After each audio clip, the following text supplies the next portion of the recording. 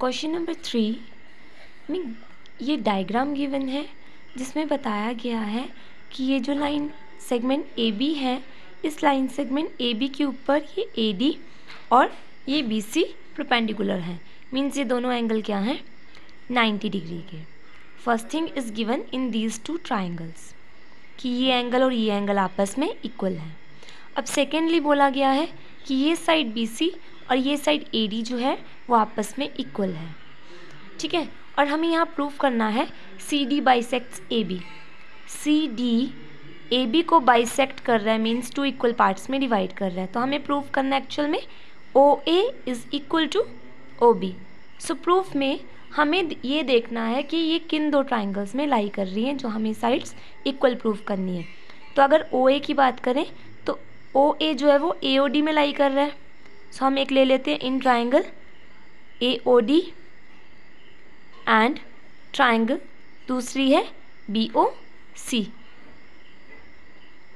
ठीक है, अब पहली चीज़ हमें गिवन है angle B is equal to angle ए।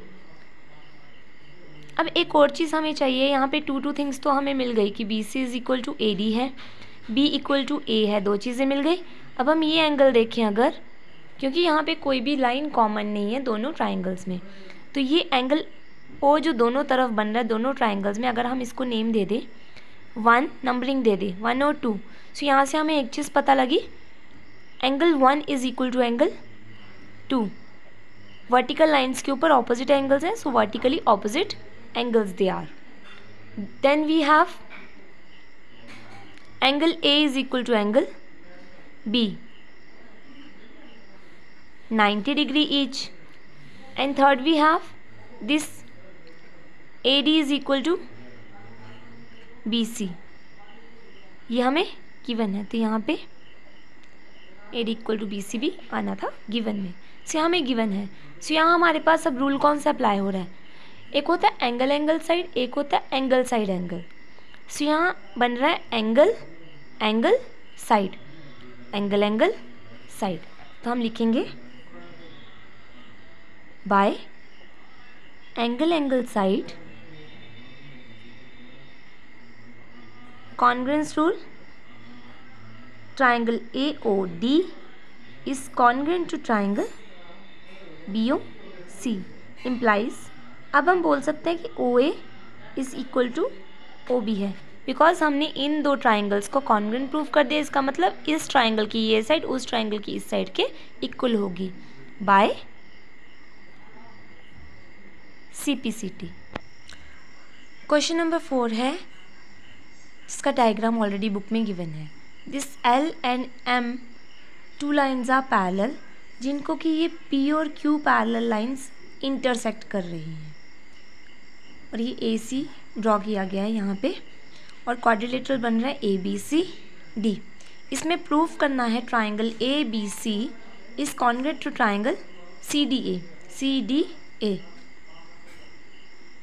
तो यहाँ से हमें सिर्फ एक चीज़ दिख रही है जो इक्वल है दोनों में, वो है ये साइड।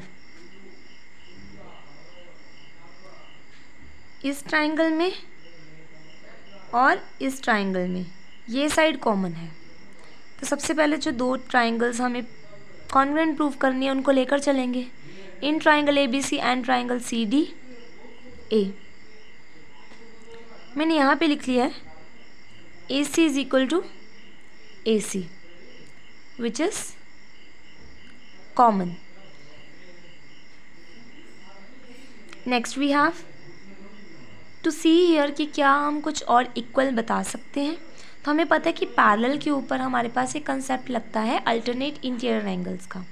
सो ये लाइन और ये लाइन पैरेलल है और ये उसको इंटरसेक्ट कर रही है। तो यहाँ पे यू कैन सी हियर, यहाँ पे एक Z बन रहा है, ये Z। इस Z के अकॉर्डिंग ये एंगल और ये एंगल इक्वल होंगे क्योंकि ये अल्टरनेट इंटीरियर एंगल्स हैं। तो पहली चीज़ है, ये वाला ट्राइंगल हम पहले ले रहे हैं ABC, इसको 1 लिख लेते हैं, इसको 2 लिख लेते हैं। तो हमने लिख लिया एंगल 1 एंगल 2 के इक्वल है, because alternate interior angles. Then अब उसके अकॉर्डिंग तो ये साइड और ये साइड भी पैरेलल थी, तो इसका मतलब यहाँ पे भी z बन रहा है। ये z के अकॉर्डिंग ये एंगल और ये एंगल इक्वल हो जाएंगे, तो ये 3 और ये 4, 3 इक्वल टू एंगल 4। ये भी हैं alternate interior angles. Therefore by angle side angle, angle side angle,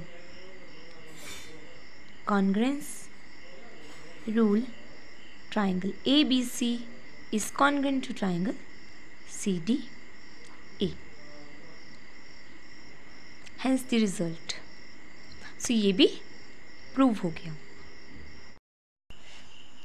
In question number 5 of exercise 7.1 we have this diagram and the given part here and we have to prove something। so यहाँ पे दिया गया है कि ये जो line L है ये इस एंगल A को बाइसेक्ट कर रही है। क्वेश्चन में लिखा हुआ है कि ये लाइन L जो है वो एंगल A को बाइसेक्ट कर रही है, मीन्स 2 इक्वल पार्ट्स में डिवाइड कर रही है। सेकेंडली बोला गया है ये जो BP और BQ हैं ये परपेंडिकुलर्स हैं, मीन्स ये एंगल P और एंगल Q जो होगा वो 90 डिग्री का होगा।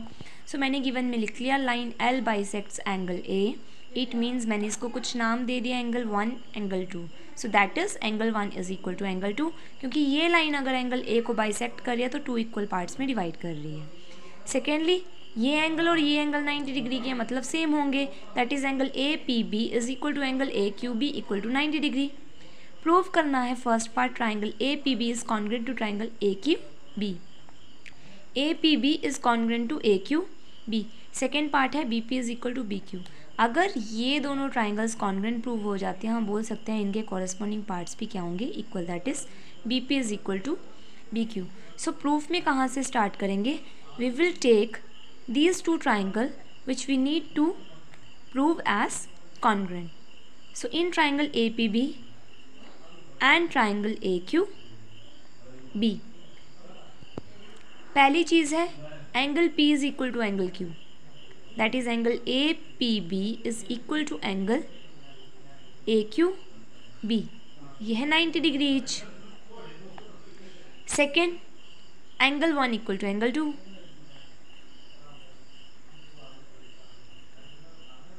AB बाइसेक्ट्स एंगल A, या फिर गिवन भी लिख सकते हैं बिकॉज हमने उसको गिवन में मेंशन किया। तीसरी चीज़ है ये AB, ये AB इस ट्राइंगल में भी है और उस ट्राइंगल में भी है, so AB is equal to AB, common आ गया। सो बाय, अब यहाँ पे कौन सा रूल लग रहा है, angle angle side. So bye angle angle side congruence rule, triangle APB is congruent to triangle AQB। सो अगर ये दोनों ट्राइंगल्स कॉन्ग्रुएंट है इसका मतलब प्रूव करना था BP इक्वल टू BQ। सो ये प्रूव हो जाएगा बाय CPCT।